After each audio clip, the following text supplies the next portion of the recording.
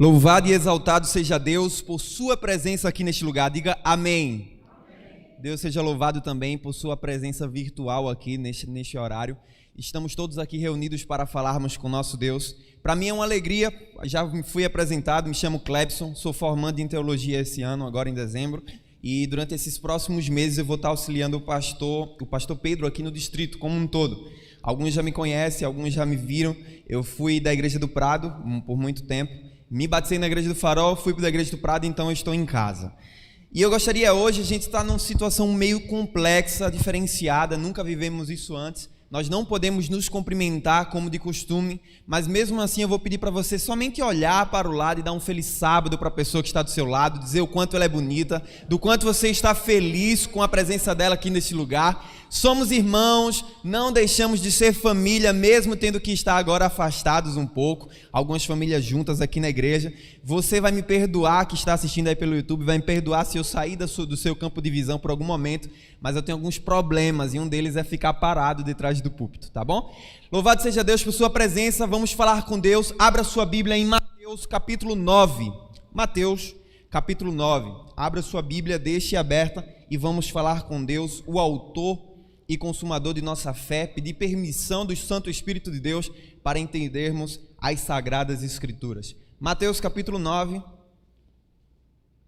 o primeiro evangelho, primeiro livro do Novo Testamento, Mateus capítulo 9. Se você encontrou, junto comigo, feche seus olhos, vamos falar com Deus. Paizinho querido, muito obrigado, Senhor, louvado seja o teu nome por esta oportunidade que estamos tendo de depois de alguns meses dentro de casa, agora estarmos presencialmente e para alguns outros online aqui falando contigo. Te pedimos neste momento que o Senhor possa abrilhantar as nossas mentes, falar aos nossos corações e que teu Santo Espírito possa fortemente nos fazer interpretar as tuas sagradas Escrituras. Abençoa-nos, Pai, abençoa-nos como família, abençoa-nos como os filhos teus, abençoa-nos, Pai, como pessoas que estão sedentas de ti. Fica conosco, nós te pedimos, fala aos nossos corações, cala a boca do homem que fala a este povo e, por gentileza, enche-nos no nosso coração com o teu Santo Espírito. Tudo isso te pedimos e em nome de Jesus estamos agradecidos. Amém. Mateus capítulo 9, verso 35. Capítulo 9, verso 35. Olha só como diz a minha versão. Todos encontraram? Diz assim: e percorria Jesus algumas cidades. É assim que diz a tua versão? Todas as cidades e povoados, fazendo o quê? Ensinando nas sinagogas, pregando o evangelho do reino e curando toda sorte de doenças e enfermidades. Verso 36. Vendo ele as multidões, compadeceu-se delas, porque estavam aflitas e exaustas, como ovelhas que não têm pastor. Verso 37, entramos agora no verso para memorizar. E então se dirigiu aos seus discípulos: a seara na verdade é grande, mas os trabalhadores são poucos. Rogai, pois, ao Senhor da seara que mande trabalhadores para a sua terra. Mateus é o primeiro livro do Novo Testamento, muito embora não tenha sido o primeiro livro a ser escrito. Agora eu queria chamar a sua atenção para algumas informações para introduzirmos o assunto de hoje.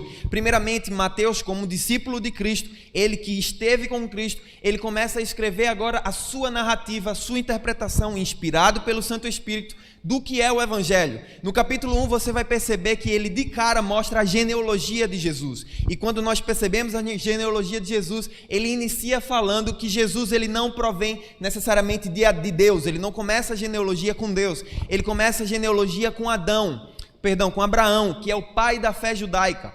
Em outras palavras, Mateus estava escrevendo o Evangelho, segundo ele, para judeus. O seu público-alvo eram os judeus, aqueles que detinham o Velho Testamento como as Escrituras Sagradas. E ele agora estava escrevendo para pessoas que conheciam toda a Bíblia, até então estava escrita. Mateus no capítulo 1, na genealogia, você percebe isso, porque em Lucas, por exemplo, Lucas não traz Jesus até Abraão, Lucas traz Jesus até Adão e por consequência Deus, fazendo-a entender que seu público era mais universal, um público universal. Mateus ele estava escrevendo para judeus, e você percebe isso logo no início de sua carta. Em seguida, você vai ver Jesus, a narrativa de Jesus nascendo. No capítulo 2, a matança dos inocentes. No capítulo 3, Jesus ele é batizado, ele inicia seu ministério, e após iniciar seu ministério, o que acontece na vida de Jesus? Ele começa agora a ser tentado no deserto, no capítulo 4, e depois desse período de tentação, no início do seu ministério, temos agora o Sermão da Montanha, no capítulo 5, 6 e 7, onde Jesus ele faz o mais belo de todos os discursos da Bíblia, e ele reduz, sintetiza toda a mensagem do Velho Testamento em 3 capítulos.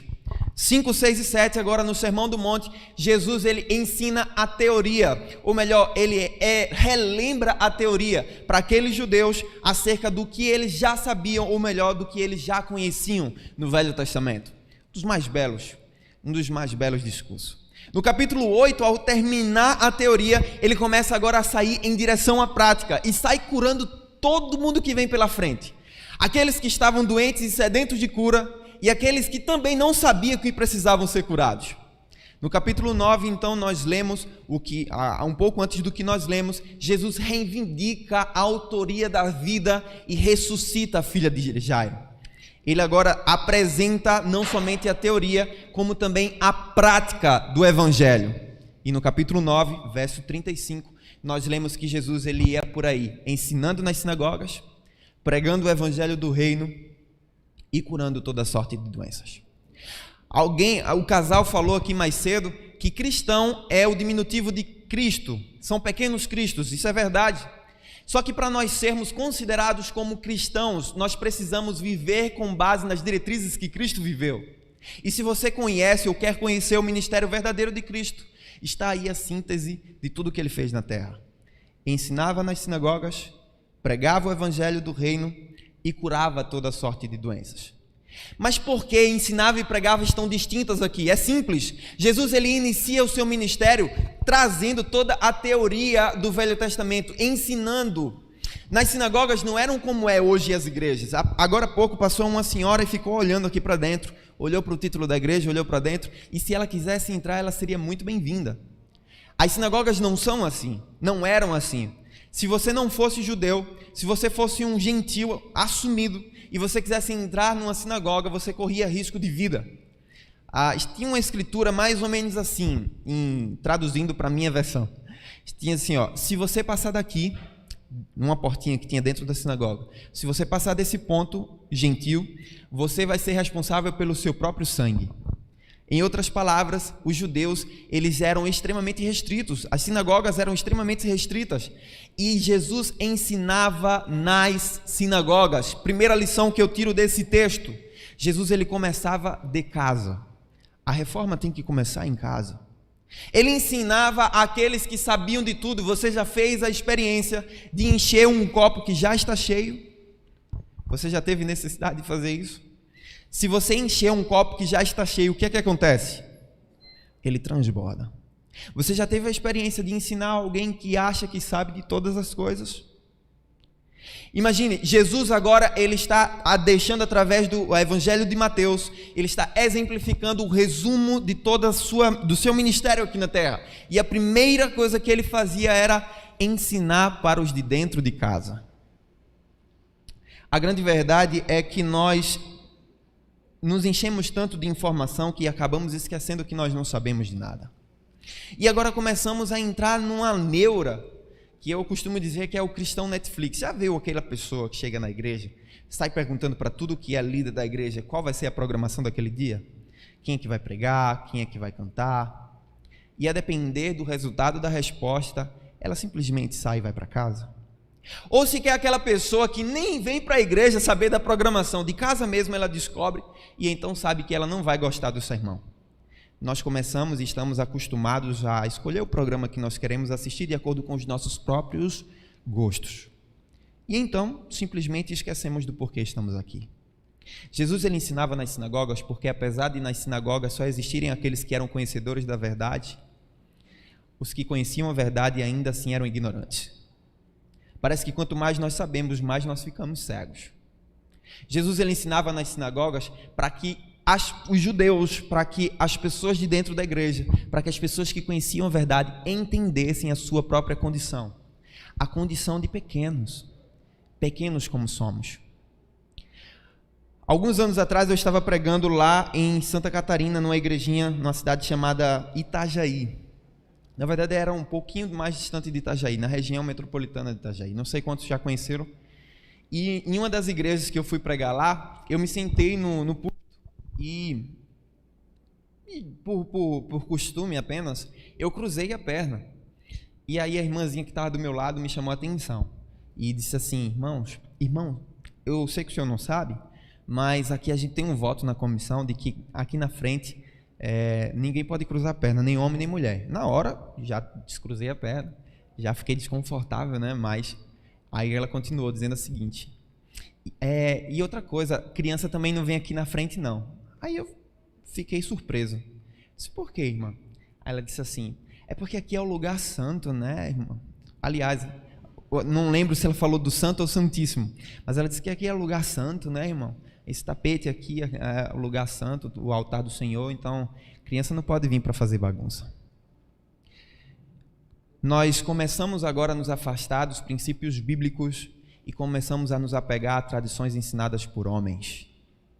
O que é que a Bíblia diz? Se você voltar à Bíblia comigo, você vai ver que a partir do momento em que Jesus morre na cruz do Calvário, o véu do templo se rasga sem auxílio de mãos humanas. Em outras palavras, não existe mais essa separação que existia, do bloqueio em que se faz do pecado entre nós e Deus.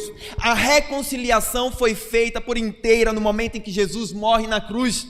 Não existe mais isso de lugar santo e santíssimo aqui na terra, porque o santuário está lá no céu.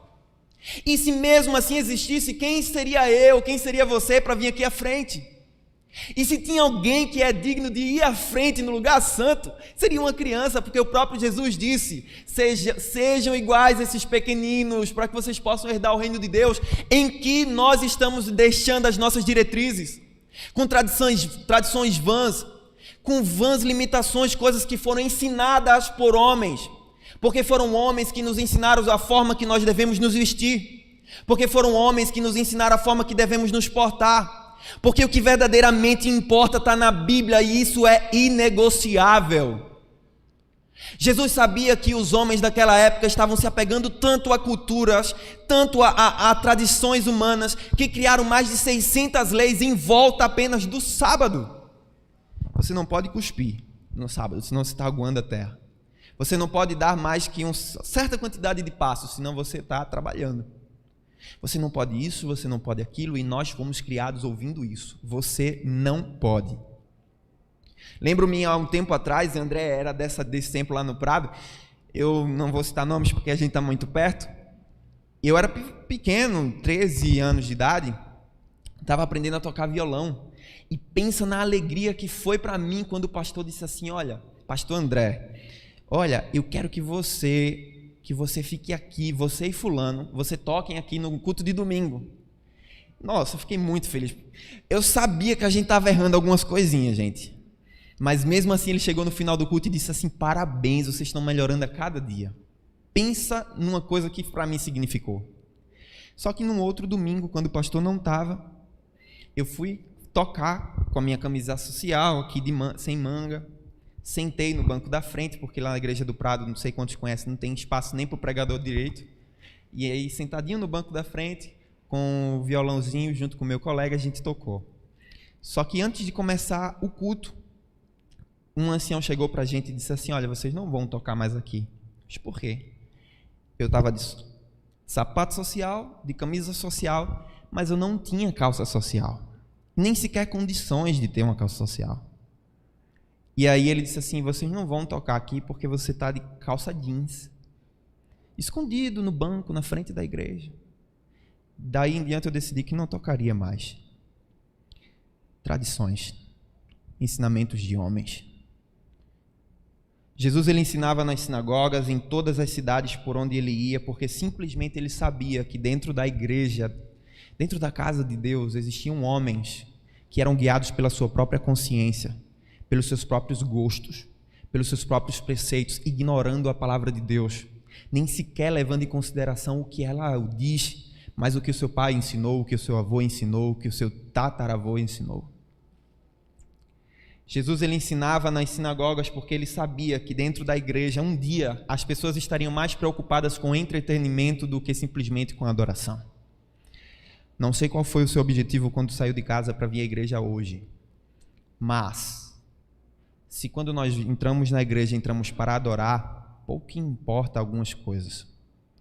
Pouco importa se o irmão que está lá na frente, ele não soube, falou alguma palavra errada. Pouco importa se a pessoa que cantou, ela desafinou um pouco em algum momento. Não aconteceu hoje, né? Juliana canta lindamente. Pouco importa, porque o nosso coração está em Cristo. E no momento em que alguém está pregando lá na frente, ao invés das críticas, nós abrimos no nosso coração e pedimos a Deus para que Deus ilumine o pregador. Esse deve ser o verdadeiro princípio do cristão na adoração. Não se quer de espectador, mas de adorador. Você não está aqui para assistir um culto, você está aqui para prestar um culto. Jesus ele ensinava nas sinagogas e onde ele ia, ele também pregava o evangelho do reino. Sabe que esse princípio é muito forte na nossa igreja. E isso eu tenho que admitir. Nossa igreja se preocupa muito com a pregação do evangelho. Só que alguns entenderam, de fato, que essa pregação do evangelho é um dom específico de alguns e não um encargo que foi comissionado para todos aqueles que desceram as águas. Alguns entendem que a pregação do evangelho é simplesmente ir à frente no púlpito com o microfone e pregar, e não simplesmente viver na pregação do evangelho. O problema é que quando isso acontece, quando nós tiramos a nossa responsabilidade dessa missão, muitas vezes nós começamos agora não somente não pregar, como também atrapalhar aqueles que tentam o fazer. Sabe que nós podemos pregar de duas formas em nossas vidas. Sempre você vai estar pregando, o dia inteiro, toda a vida. A questão é, você está pregando a favor do evangelho ou você está pregando contra? Algum tempo atrás, também lá em Santa Catarina, eu estava estagiando como auxiliar no distrito e estava acompanhado de um amigo que já é formado. Ele estava atuando como pastor na ilha de Florianópolis, com interessados da Novo Tempo. E eu chamei ele para viajar no dia de folga. Na segunda-feira a gente ia viajar para uma outra cidade para eu dar uma palestra.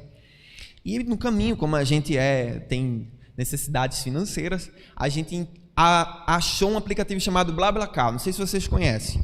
BlaBlaCar é simples. Você tem seu carro, vai fazer sua viagem e para ganhar o combustível da sua viagem, você coloca mais 1 ou 2 passageiros dentro do seu carro.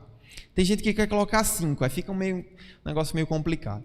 E aí foram 2 pessoas dentro do meu carro e uma delas era médica. Ela saía daquela determinada cidade para a próxima porque ela não gostava de dirigir. Então todos os dias ela pegava um BlaBlaCar para voltar. Todos os dias não, todos os dias que ela ia trabalhar, porque era um dia sim e 2 dias não, coisa assim. E ela foi conversando comigo no carro e de repente ela perguntou para mim e para o meu colega, depois que a gente fez amizade, depois que a gente sorriu, ela perguntou: o que é que vocês fazem da vida? Isso é uma pergunta muito complicada para a gente responder, porque para alguns, se você disser que pretende ser pastor, que está estudando para ser pastor, que você já é pastor, é a mesma coisa que você dizer para ela que você é um político, que você está roubando, está levando o dízimo do povo, que você quer enricar fácil e que, enfim.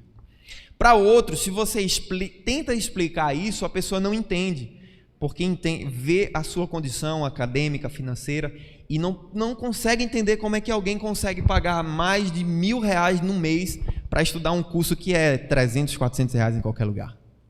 Então é complicado responder. E aí a gente hesitou um pouco, deu uma conversada, aí meu colega disse assim: olha, eu sou pastor, ele é estagiário, tira um pouco da responsabilidade, evangélicos, adventistas. Aí ela disse assim: mentira, fala a verdade. Achou que a gente estava brincando, né? Aí eu comecei a me incomodar. E ela disse assim: o que é que vocês fazem da vida? Eu disse: a gente está falando sério, ele é pastor, eu estou atuando como pastor também. E ela sorriu e disse assim: fala a verdade, digam o que vocês é. Aí eu fiquei incomodado. Minha filha, a gente é pastor, estou dizendo a você, eu vou para a igreja com a Bíblia debaixo do braço. Sou cristão de carteirinha. E aí ela falou assim para mim: não acredito em vocês. Eu disse: por quê? Primeiro porque vocês sorriem, vocês brincam, vocês conversam, aparentam ter amigos. Os cristãos que eu conheço não são assim. Aí eu disse, mas onde é que você está procurando esses cristãos, minha filha? Por favor. Aí ele disse assim, não, na minha família. Eu conheço familiares meus que são cristãos que nem sequer se falam. Tem familiares meus que são cristãos que nem sequer sorriem para mim. Tem familiares meus que são cristãos que não têm amigos. São caretas, fechados, sérios. Parece que vivem tristes. A grande verdade é que nós pregamos sempre, o tempo todo. A pergunta é, a favor ou contra? Jesus ele saía pregando o evangelho do reino em todas as cidades na qual ele tinha acesso, em todos os lugares. Ele simplesmente ia em todos os lugares para saciar a necessidade espiritual, o buraco que tinha no coração das pessoas do tamanho de Deus. Só que a pregação de Cristo, ela não era simplesmente teórica. Ela não se resumia simplesmente em suas palavras.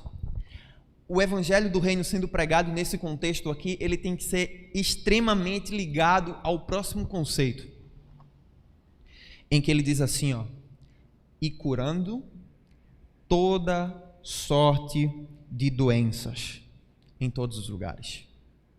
O Espírito de Profecia fala que Jesus ele mais curava do que pregava. Ele mais dedicou o tempo a sanar as necessidades físicas, mentais e espirituais como um todo na interpretação da saúde, do que simplesmente falar. Ele não era dos quais ficam na porta de um lugar, na frente de uma rua, com um som ligado, dizendo arrependam-se todos, senão vocês serão consumidos. Jesus não era assim. Jesus ele sabia que o ser humano como um todo, como um misto de sentimentos, de ações, de pensamentos, enfim, um conjunto completo, ele sabia que nós necessitávamos de cura. E onde ele ia, ele curava. Em todos os lugares, ele curava. Sabe por quê?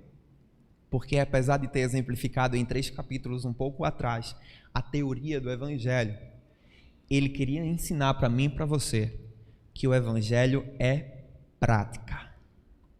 É prática. Eu não sei quantos de vocês conhecem a igreja da Ponta Grossa. Eu, há pouco tempo depois que fui batizado, tive o prazer de congregar lá por ocasião ao Clube dos Desbravadores Adventure, que tinha lá alguns anos atrás, que já não existe mais. E todos os sábados eu ia para a igreja, só que como eu disse, nós não tínhamos condições financeiras para questões de roupa. Roupa era luxo. Então a gente tentava ir com o que a gente podia, né? E algumas das minhas roupas sociais eram doadas, emprestadas que viraram doadas e assim vai. E uma vez, minha mãe está com vergonha, nem apresentei vocês, né, gente? Agora eu vou envergonhar eles de verdade. A minha mãe, do lado da minha esposa, acho que estava demorando, e Biel, meu irmão, Gabriel, estão ali acompanhando também. E para vocês terem noção, a camisa social que eu mais usava, que era segunda pele, foi o marido da minha prima que me prestou, e eu deduzi que ele não queria mais, porque ele nunca mais ele cobrou. Brincadeira, ela disse que podia ficar.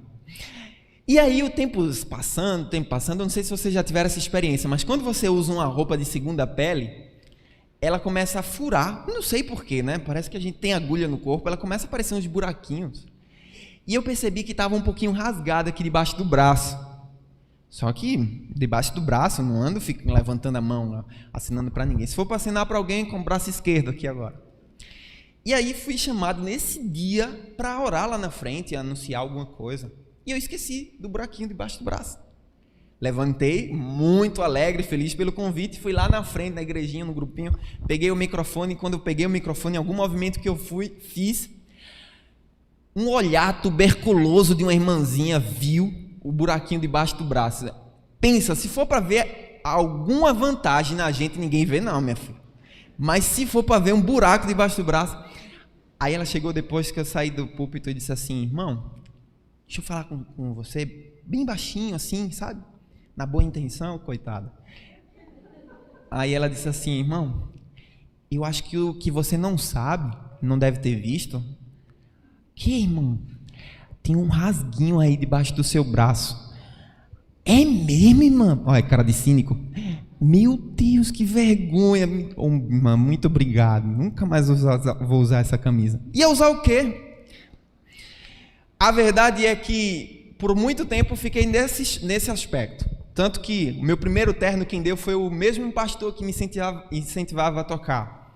Ele ia para outro distrito, pegou um ternozinho dele, surrado, que ele era baixinho também, né? E ele disse assim: olha, Clebson, isso aqui é um presente que eu quero lhe dar. Foi o primeiro terno que eu tive. E essa situação se perdurou por algum tempo. A grande pergunta é: quantos daqueles que exigiam roupa social lá na frente me perguntaram se eu tinha para vestir? Quantos foram daqueles que colocaram tradições à frente do ser humano, se preocuparam com a cura, a sanar as necessidades do seu irmão? Eu já vi gente vir para a igreja com fome. Isso nunca aconteceu comigo, graças ao bom Deus. Mas eu já vi gente entrar na igreja com fome, sem saber o que vai comer quando voltar. Eu já vi pregadores passarem fome durante o sábado, porque nem sequer tem um convite. Não estou pedindo convite, que meu almoço está garantido, tá? Porque chegam numa igreja distante, vão pregar e não tem nenhum irmãozinho para dizer: você tem onde almoçar hoje?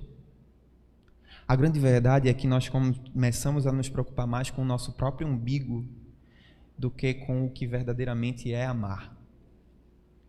Jesus, ele curava toda sorte de doenças e enfermidade. Perceba, são duas palavras para o que aparenta ser a mesma coisa: doenças e enfermidades. Não é necessariamente o paralítico que está doente.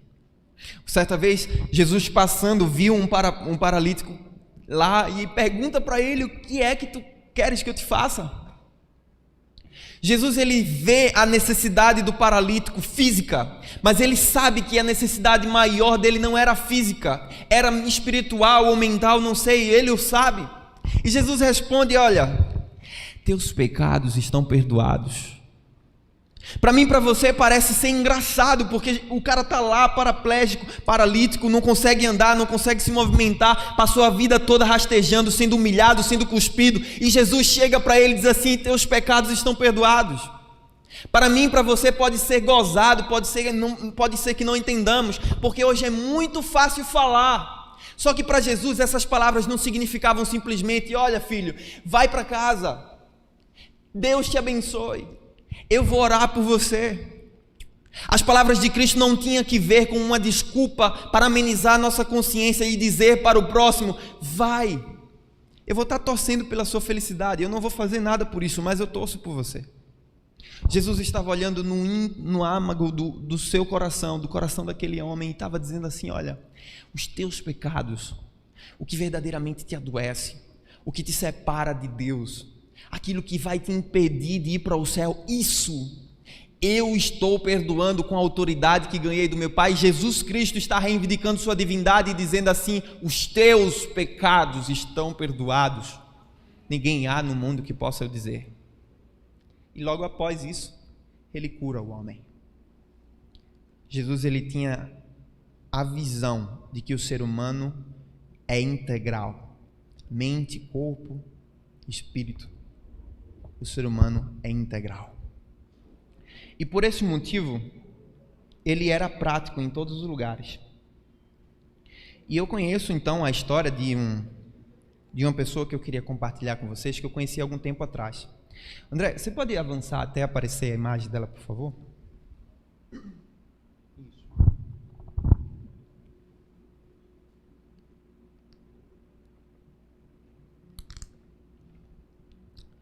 O nome dela é Bruna.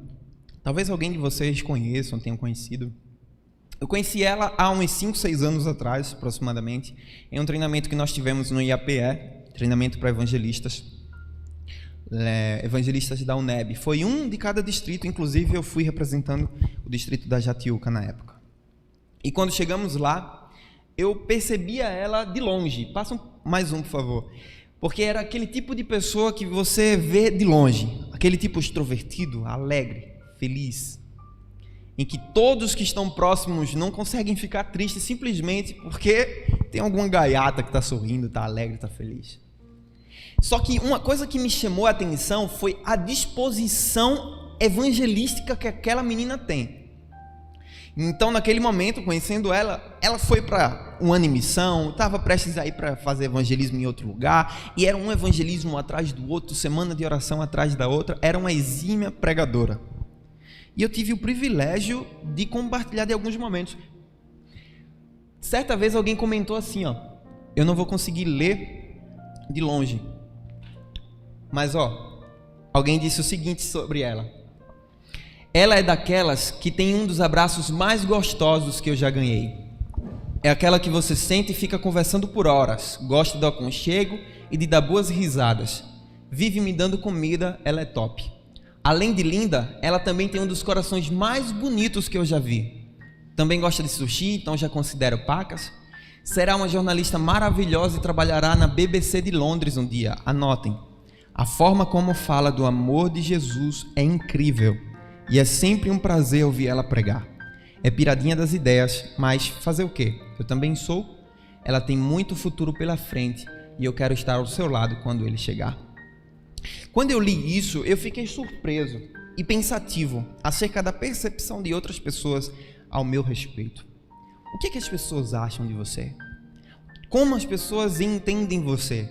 Quando pensam no seu nome, o que é que lhes vem à mente? Algum tempo atrás, não vou saber precisar quanto, alguém postou assim: quantos sorrisos escondem uma tristeza?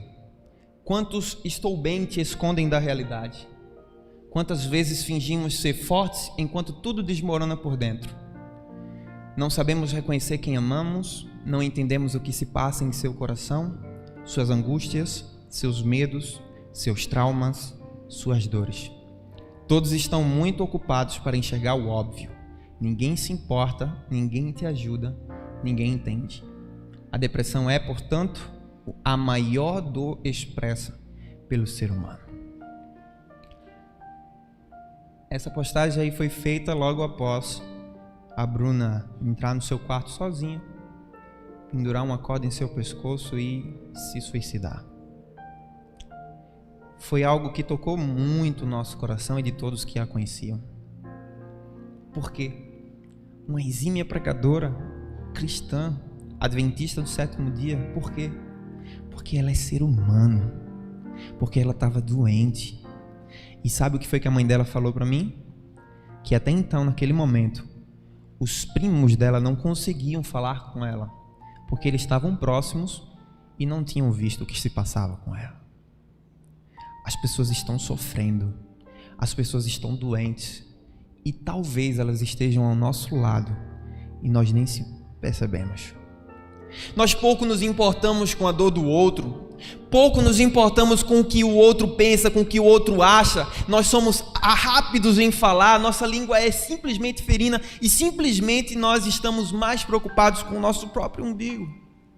Jesus, ele curava as pessoas de todas as doenças e enfermidades, porque, olha o verso 36, vendo ele as multidões, ele se compadeceu, ele teve compaixão, ele teve empatia, o seu coração sentiu a dor das outras pessoas, compadeceu-se delas porque elas estavam aflitas, elas estavam exaustas. E a aplicação, a ilustração que Jesus usa é como ovelhas que não têm pastor, como ovelhas que estão sozinhas, aflitas, exaustas, sem proteção. Se você não percebe que esta ovelha é você, que este quadro se enquadra em você, você é um dos piores miseráveis. Perceba, não é somente a cura da depressão que Cristo pode nos dar, mas a cura espiritual, a cura da doença que nós temos tido ultimamente, a cura da separação que nós temos tido entre os nossos familiares, a cura da inveja, a cura da ganância, a cura dos ciúmes excessivos. Tudo isso é curado pelo amor de Cristo Jesus. Ele percebe que essas ovelhas estão aflitas, exaustas, como ovelhas sem pastor. E ele está dizendo assim: olha, eu quero ser o pastor de vocês. João capítulo 10, eu sou o bom pastor que dá a vida pelas minhas ovelhas. Em Mateus capítulo 11, um pouco à frente, ele vai dizer assim: olha, vinde a mim todos vós que estão sobrecarregados, eu vos aliviarei. Ele não estava falando simplesmente para as pessoas que têm um quadro clínico de depressão diagnosticado. Ele estava falando para mim e para você, porque ansiedade todos nós podemos ter, aflição todos nós podemos ter, depressão todos nós podemos ter, e isso não é falta de fé. Isso é o pecado que assola a humanidade. E a cura para essa miséria de pecado é Jesus Cristo. Ele está vindo para colocar um fim em todo o mal. Hoje Cristo, Ele novamente apela para mim e para você: vinde a mim. Só que quando a gente vê o restante em que Ele diz todos, generaliza muito. Coloque no seu coração esta frase, Jesus falando para você: vinde a mim. Vinde a mim, Jéssica, vinde a mim, André, vinde a mim, Vanessa, vinde a mim, cada um de vocês individualmente, pelo próprio nome. Vinde a mim, você que está sobrecarregado e aflito. Vinde a mim, todos vocês que estão sobrecarregados, que eu vos aliviarei. Tomai sobre vós o meu jugo e aprendei de mim, porque eu sou manso e humilde de coração. A grande verdade é que as pessoas podem estar sofrendo do nosso lado e nós nem percebemos. Qual foi a última vez que você disse que amava a pessoa que está do seu lado ou a pessoa que você deixou em casa? Seja você a Bíblia que os outros precisam ler. Você prega o tempo todo que seja a favor de Cristo. Se queremos ser cristãos, temos que lembrar, ensinar para os de dentro de casa, pregar para os de fora e curar toda sorte de doenças de todos que estão na nossa frente. Sabe por quê? Porque todos estão doentes. Nós vamos ouvir um hino agora, um louvor, e eu queria que você meditasse acerca da letra desse louvor. Ele fala sobre a cura do mal, não necessariamente do coronavírus, não necessariamente de uma doença qualquer, mas do mal verdadeiro e do pior de todos, que é o pecado. E para este mal, a cura está no nome de Cristo Jesus. Reflita nesse louvor.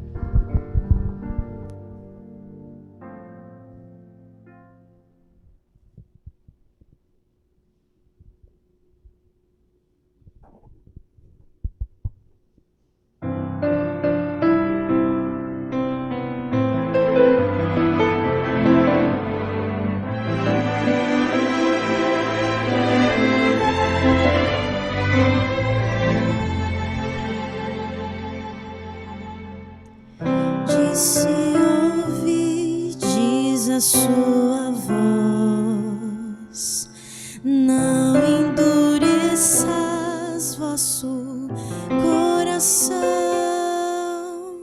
Essas são palavras do Espírito de Deus que outra vez você ouviu. Não resista mais ao convite. Nos braços de Jesus cabemos todos nós. Ele nos restaura com o toque de sua mão. Mas qual será sua decisão? Pra toda culpa e dor, Jesus tem a cura. Pra quem quer viver, Ele é o pão. Pra qualquer sofrer da alma, Ele traz a paz.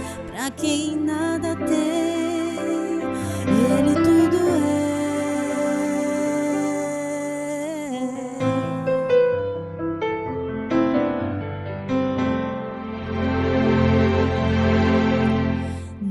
Resista mais ao convite.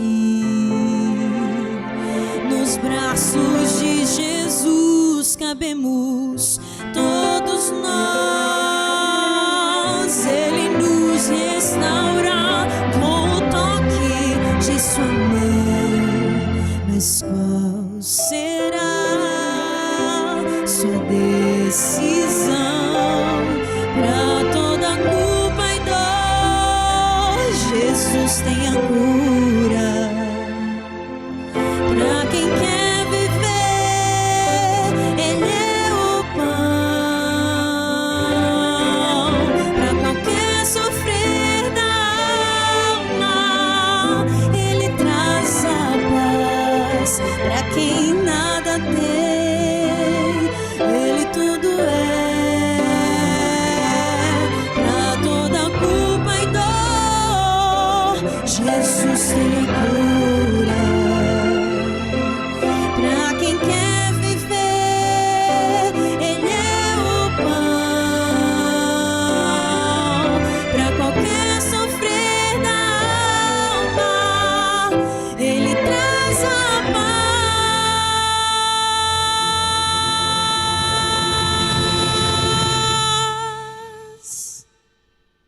Pra quem nada tem, Jesus Cristo é tudo. Pra quem quer viver, Ele é o pão da vida. Pra quem quer viver, Ele é o pão.